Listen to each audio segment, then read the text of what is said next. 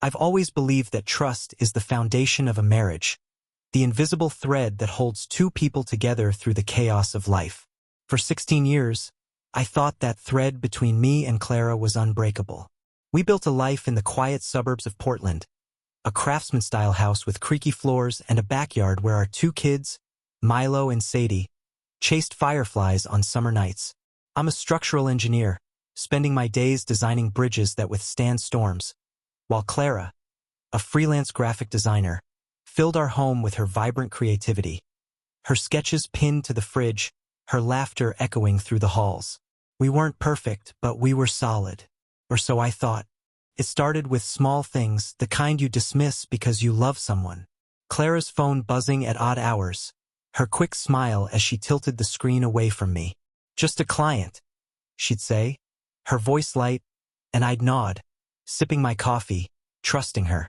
She'd always been a night owl, staying up late to finish projects. But lately, her laptop glowed in the living room well past midnight, and when I'd stumble downstairs for a glass of water, she'd snap it shut, her eyes darting to mine. "Just tweaking a logo?" she'd murmur, and I'd kiss her forehead, ignoring the unease curling in my gut. The first Betrayal crack appeared in late April, during a rare weekend when the kids were at my parents' place in Salem. I'd planned a date night, reservations at our favorite Italian place, a bottle of Chianti waiting at home. Clara seemed distracted as we drove to the restaurant, her fingers twisting the hem of her dress. Over dinner, she barely touched her gnocchi, her eyes flitting to her phone every few minutes. "Everything okay?" I asked, trying to keep my tone casual. She nodded too quickly. "Just a deadline looming." "Sorry, Ethan. I'm here, I promise." But she wasn't. Not really. When we got home, she poured herself a glass of wine and disappeared upstairs, claiming she needed to finish a project. I sat on the couch, the Chianti untouched, scrolling through Netflix but unable to focus. Something felt off, like a bridge under too much strain, its supports groaning before the collapse. I don't know what made me do it. Maybe the wine, maybe the weight of her absence, but I picked up her phone, left on the kitchen counter. She'd never locked it before, and she didn't that night. My thumb hovered over the screen, guilt prickling my skin. This wasn't me. I wasn't the guy who snooped, but I opened her messages anyway. The name at the top of her texts was Jared, work. I didn't know any Jared, but the thread was long, stretching back months. My heart thudded as I scrolled. The early messages were innocuous, talk of fonts, color palettes, a shared project. But then they shifted. Emojis, teasing nicknames. A photo of Clara in a low-cut top, her smile coy, sent at 2 a.m. Jared's reply, "You're killing me, see." My hands shook as I read further, the words blurring. Late-night confessions. Plans to meet at a hotel downtown. A message from last week. "Can't wait to see you again. You make everything better." I set the phone down, my breath shallow. The room felt too small, the air too thick. Clara was upstairs, humming softly, oblivious to the bomb she'd left ticking in my hands. I wanted to storm up there, demand answers, but my legs wouldn't move. Instead, I sat there, replaying our life together, searching for the moment I'd missed the signs. Was it when I worked late on the Fremont Bridge project? When I forgot our anniversary last year? Or was it always there? A fault line I'd built my life on without noticing? The next morning, I watched her over breakfast, searching for the woman I married. She was still beautiful. Dark hair tumbling over her shoulders, green eyes that crinkled when she laughed at Milo's terrible pancake flipping skills. But now, every gesture felt like a performance. Her hand brushing mine as she passed the syrup.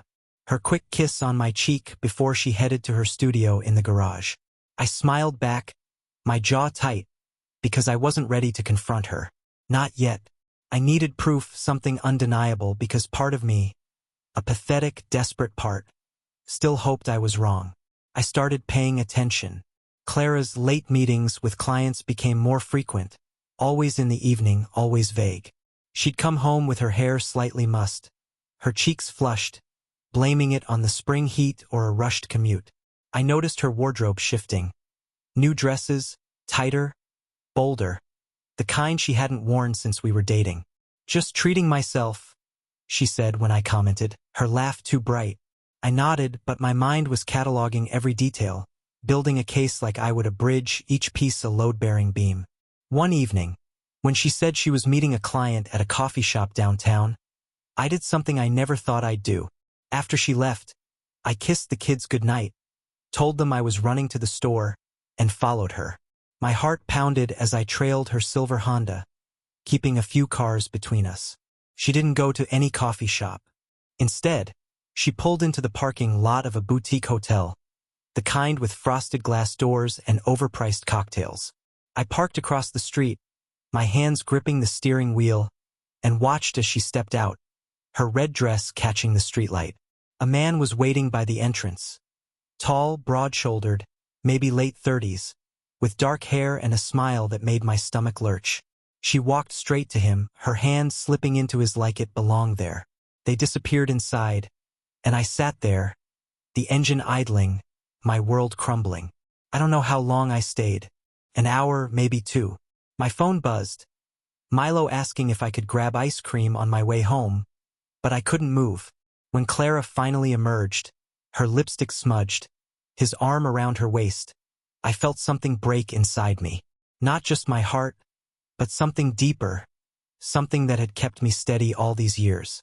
I drove home in a daze, bought the ice cream, and smiled as I scooped it for the kids, my hands trembling. Clara came home an hour later, her story about the client meeting spilling out effortlessly.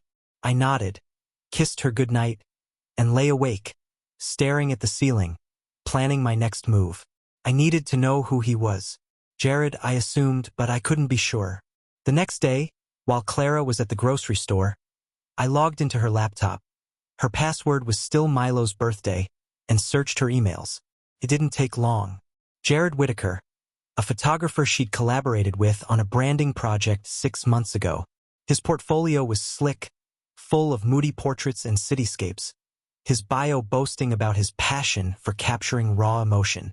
I found their email thread, buried in a folder labeled Work Archive. The professional tone dissolved into flirtation, then something more intimate. Hotel confirmations. A shared Google Calendar with blocked-out evenings. My chest tightened as I read his last email. "You're my escape, Clara. Let's make this real." I printed everything, my hands steady now, the engineer in me taking over. I hid the papers in my office, behind a stack of blueprints, and waited. I didn't confront her. Not yet. I needed to be sure to build an airtight case because Clara was clever, and I knew she'd spin a story if I gave her an inch. Over the next week, I tracked her movements, using an app I'd installed on her phone when we shared a family plan. She met Jared 3 more times, twice at the hotel, once at his apartment in the Pearl District. I drove by his place one night, a sleek loft with floor-to-ceiling windows, and saw their silhouettes through the glass. Her head tilted back in laughter, his hand on her hip. I didn't cry. I didn't rage. I just watched, memorizing every detail, because I knew I'd need it for what came next. By mid-May, I had enough. Photos from a private investigator I'd hired, showing them at the hotel at a wine bar in his car. Text logs I'd exported from her phone. Emails, receipts, even a parking ticket from the night they'd stayed out until 3 a.m. It was a dossier, a structural analysis of her betrayal, every joint and beam exposed. But I still couldn't bring myself to confront her. Not because I was afraid of her lies, but because I was afraid of what it would do to Milo and Sadie. They adored her. Their mom who painted murals on their walls and made forts out of blankets. How could I tell them she'd chosen someone else over us? Instead, I started planning something else. Revenge. Not the kind that ends with a shouting match or a slammed door, but something precise, devastating, engineered to leave her as hollow as I felt. I didn't know what it would look like yet, but I knew it would be cruel, a betrayal of my own making that would make her feel the weight of what she'd done. I spent my days at work sketching bridges, my nights sketching her downfall, the two blending together in my mind. Load paths, failure points, the beauty of a collapse perfectly executed. Clara noticed my distance, but she didn't push. Maybe she thought I was stressed about work, or maybe she was too wrapped up in Jared to care. Either way, she kept up her routine, Kisses for the kids, quick smiles for me, late nights for him. I let her, biding my time, my anger sharpening into something cold and deliberate. I started digging into Jared's life, his weaknesses, his secrets. Because if I was going to bring her down, I'd bring them both down, and I'd do it in a way they'd never see coming. The days bled into weeks, each one a calculated step in a plan I barely recognized as my own. I was no longer just Ethan, the husband who grilled burgers on Sundays and helped Sadie with her math homework. I was something else, an engineer of destruction, designing a collapse so precise it would leave Clara and Jared buried in the rubble of their own choices. My anger, once raw and jagged, had hardened into a blueprint, every line drawn with purpose. I worked in secret, my nights spent in the glow of my office computer, my days a performance of normalcy. Clara didn't suspect a thing, her lies still flowing as easily as her laughter. I started with Jared. He was the easier target, his life an open book thanks to his vanity. His photography website was a goldmine. Links to his social media, client reviews, even a podcast interview where he bragged about his nomadic spirit and unconventional relationships. I cross-referenced his posts on X, Instagram, and LinkedIn, piecing together his habits. He was a creature of ego, posting gym selfies, artsy coffee shots, and cryptic captions about living authentically. His followers ate it up, but I saw the cracks. Complaints from clients about missed deadlines, a vague post about toxic exes, a pattern of moving cities every few years. Jared was running from something, and I intended to find out what. I hired a private investigator, a grizzled ex-cop named Vince who didn't ask questions. For $5,000, he dug deeper than I ever could. Within a week, Vince delivered a report that made my pulse quicken. Jared Whitaker, 37, had a history of messy entanglements. A restraining order from an ex-girlfriend in Seattle, dropped after she moved away. Unpaid taxes in Colorado, enough to flag him with the IRS. A pending lawsuit from a former client who claimed he'd botched a major campaign. And, most intriguingly, a sealed court record from a small town in Nevada, dated 5 years ago. Vince couldn't crack the seal without more money, but he suspected it involved fraud or assault. "Guy's a walking red flag," Vince said, sliding the folder across his desk. "You want me to keep digging?" I nodded. "Everything you can get." Armed with this, I started mapping Jared's vulnerabilities. His photography business was his lifeline, a fragile ecosystem of freelance gigs and social clout. If I could dismantle it, he'd lose his income, his reputation, maybe even his freedom. I created anonymous accounts on X and photography forums, planting subtle seeds, questions about his reliability, hints about his legal troubles. I emailed his clients, posing as a concerned colleague, linking to public records of his tax liens. Small moves, untraceable, but enough to make his phone stop ringing. I watched his X posts grow defensive, his captions about haters and rising above. He was rattled, and I hadn't even started. Clara, though, was trickier. She wasn't reckless like Jared. She was careful, her lies woven into the fabric of our life. I needed to expose her without destroying the kids. Milo, at 12, was starting to notice the tension, asking why Mom was always gone. Sadie, 8, still clung to Clara's stories about late-night client meetings. I couldn't just burn it all down. Not yet. So I watched, waiting for her to slip, my dossier growing thicker. I installed a keylogger on her laptop, capturing every password, every email. I found a second phone, hidden in her studio, its SIM card tied to a burner account. The texts on it were raw, unguarded. Clara and Jared planning weekends, sharing fantasies, mocking my boring routine. "Ethan's clueless," she wrote once, and I stared at the screen, my jaw clenched until the words blurred. The cruelty of her words fueled me, but I kept my mask in place. I cooked dinners, drove the kids to soccer, even planned a family camping trip to distract them. Clara played along, her smiles almost convincing, but I saw the impatience in her eyes, the way she checked her watch when she thought I wasn't looking. She was counting down to her next escape, and I let her think she was safe, all while tightening the noose. By early June, my plan took shape. I wanted Clara to lose everything. Not just Jared, But her career, her friends, her sense of self. I started with her clients. Using her email passwords, I accessed her accounts, studying her contracts. Most were small businesses, loyal but sensitive to drama. I drafted emails from her account, subtle but damaging, missed deadlines, snarky replies, requests for extensions. I sent them late at night, when her work excuses would seem plausible. Within days, I saw replies, polite but firm cancellations, concerns about her recent behavior. Her inbox grew quiet, her calendar emptying. She mentioned it over dinner, her voice tight. I might have overbooked myself. Weird how clients just drop off. I nodded, feigning sympathy, my fork steady in my hand. Next, I targeted her social circle.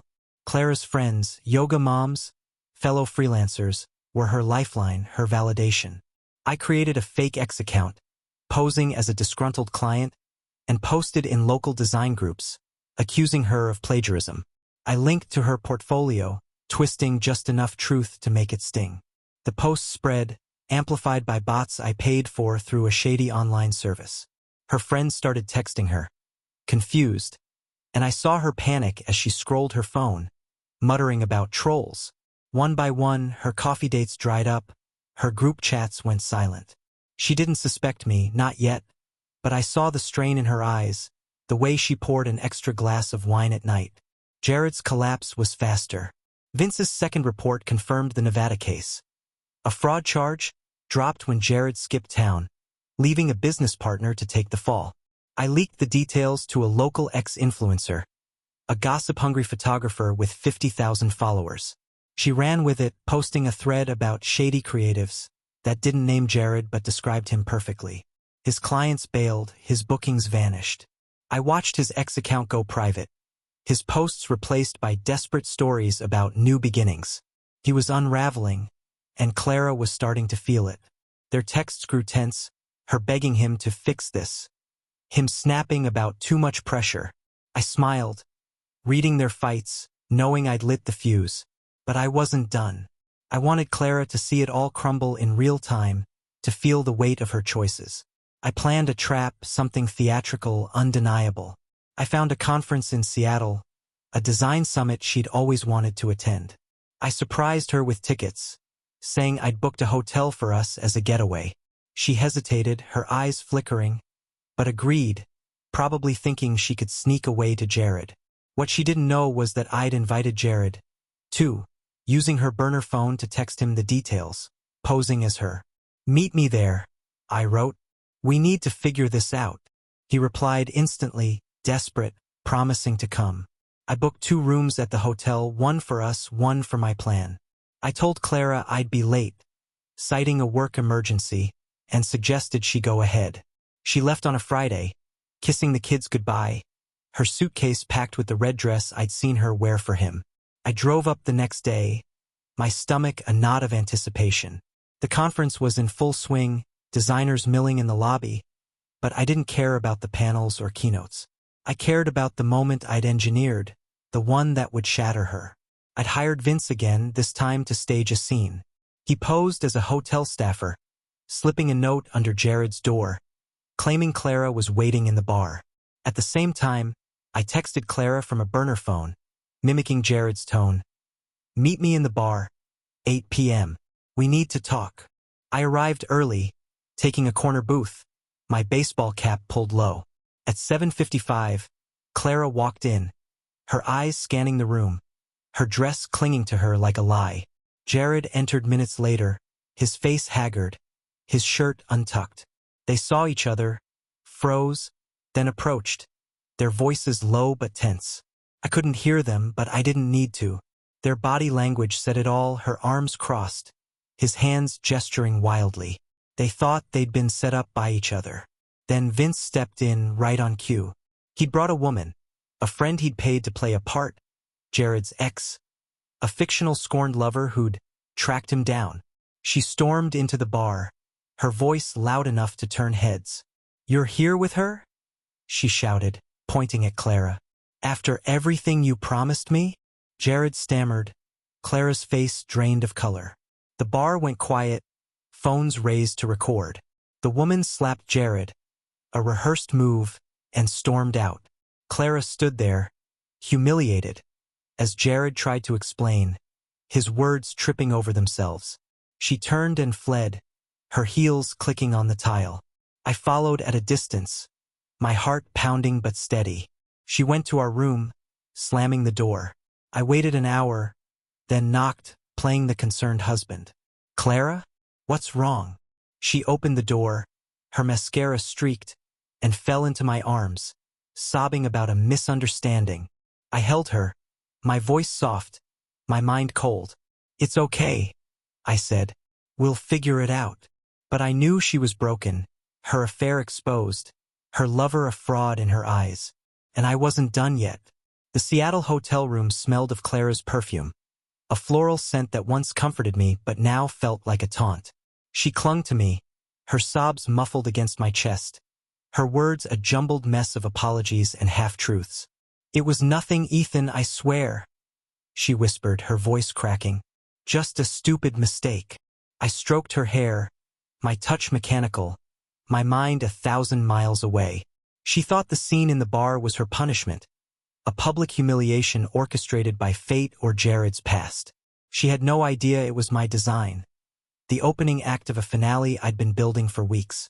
I murmured reassurances, told her we'd talk in the morning, and waited until her breathing slowed, her body limp with exhaustion. Then I slipped out, my plan unfolding like a blueprint in my head. Back home, the kids were with my parents, oblivious to the storm I was about to unleash. I drove through the night, the I-5 stretching dark and endless, my thoughts sharp and relentless. Clara's betrayal had gutted me, but it wasn't just the affair. It was the ease of her lies, the way she'd mocked me in those texts, the life she'd built with Jared while I played the fool. I'd dismantled their world in Seattle, but that was only the framework. Now, I'd bring down the entire structure, leaving Clara to face the wreckage alone. My revenge wasn't about forgiveness or reconciliation. It was about justice, cold and precise, engineered to make her feel the hollowness I'd carried for months. I started with her career, the one she'd sacrificed our marriage for. Clara's graphic design business was her pride, a portfolio of local clients who trusted her quirky style. I'd already chipped away at it, canceled contracts, planted doubts, but now I went nuclear. Using her email accounts, I sent a mass message to every client, contact, and collaborator in her address book. The email was crafted in her voice, confessional and unhinged, admitting to years of plagiarism, missed deadlines, and personal struggles that compromised her work. I attached doctored files, her designs overlaid with stock images, timestamped to look like theft. I'd spent nights learning Photoshop, mimicking her style to make it convincing. The email ended with her retiring from design, effective immediately. I hit send at 3 a.m., picturing the fallout. By morning, her inbox would be flooded with shocked replies, demands for refunds, maybe even legal threats. Her reputation, painstakingly built over a decade, would dissolve overnight. I didn't stop there. I posted the same confession on her X account, her Instagram, her LinkedIn, scheduling the updates to go live at staggered intervals. I locked her out, changing every password, tying her accounts to a burner email I'd set up. She'd wake up to a digital graveyard, her professional identity erased. I leaned back in my office chair, the hum of my computer the only sound, and felt a grim satisfaction. This was her first pillar shattered. Next, I turned to her personal life. Clara's friends were her anchor, the women she bragged to about her perfect balance of work and family. I'd already seeded distrust with those ex-posts, but now I wanted them to see her as she was, a liar who'd betrayed her family. I created a group chat using her second phone, adding every friend she'd ever mentioned. The message was simple, sent as if she'd typed it in a moment of guilt. "I've been living a lie. I've been seeing someone else for months. Ethan doesn't know. I don't know how to tell him." I included a screenshot of her texts with Jared, the ones where she called me clueless and laughed about our dull life. I sent it and turned off the phone, tossing it into a drawer. Her friends would talk, judge, distance themselves.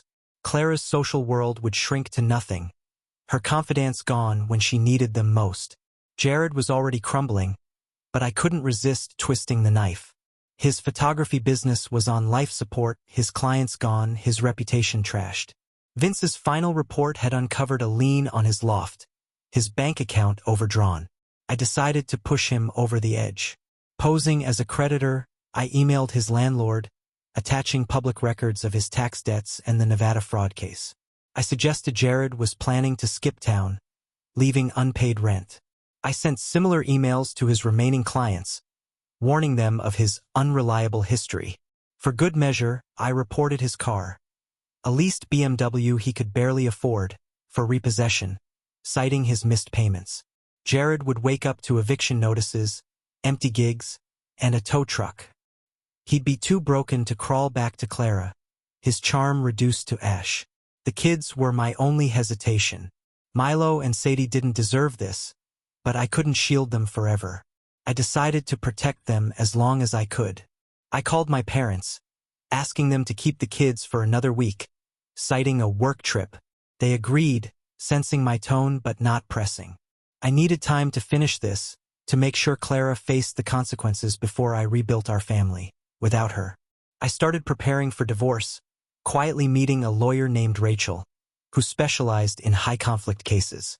I showed her my dossier, the texts, photos, hotel receipts. "You've got enough for a clean break," Rachel said, her eyes scanning the pages. "She won't get alimony with this, and you'll have a strong case for custody." I nodded, signing the retainer, my signature steady. The kids would stay with me, our home their constant. Clara could have visitation, but she'd never be their center again. By Sunday, I drove back to Seattle, my plan in its final phase. Clara was still at the hotel, the conference wrapping up.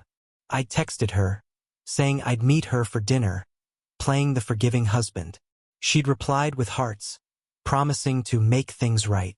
I arrived at the restaurant, a quiet bistro near the waterfront, and found her waiting, her eyes puffy but hopeful.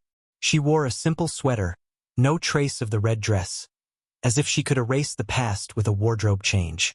I sat across from her, my face calm, my hands folded. "Let's talk," I said, and she nodded, her fingers twisting a napkin. She started with apologies, a rehearsed speech about losing herself in work, about Jared being a mistake. I listened, my expression neutral, letting her dig deeper. Then I slid a folder across the table, my voice low. "I know everything, Clara." Her eyes widened as she opened it. Printouts of her texts, emails, the hotel receipts, the private investigator's photos. Her hands shook, her breath catching. "Ethan, she started, but I cut her off. "Don't. I've known for months. I followed you. I saw you with him." Her face crumpled, but I kept going, my words precise. "Your clients got an email last night. Your friends got a text. Your accounts are locked. You're done." She stared at me, her mouth open, comprehension dawning. "You did this?" she whispered. I nodded, leaning forward. "You built a life behind my back. I tore it down. Your business is gone. Your friends know who you are. Jared's drowning, too. You chose this, Clara." Tears streamed down her face, but I felt nothing. Not pity, not guilt. Just the satisfaction of a load-bearing wall giving way, exactly as planned. She tried to speak, but I stood, tossing cash on the table. "I'm filing for divorce. You'll hear from my lawyer. Stay away from the kids until we settle this." I walked out, her sobs fading behind me. The night air was crisp, the city lights reflecting off the water. I drove home, my mind clear, my heart steady. The next day, I picked up Milo and Sadie, their laughter filling the car as they told me about their week.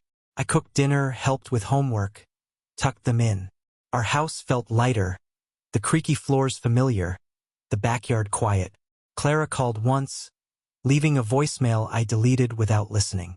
She'd find a new place, a new life, but it wouldn't be ours. Weeks later, Rachel sent me updates. Clara had moved to a studio apartment, her business in ruins, her friends silent. Jared had left town, his loft repossessed, his career a memory. The divorce was fast-tracked, my evidence airtight. I got full custody, Clara's visitation limited to weekends. The kids asked about her, and I told them she was figuring things out, my voice calm. They missed her, but they'd heal. We all would.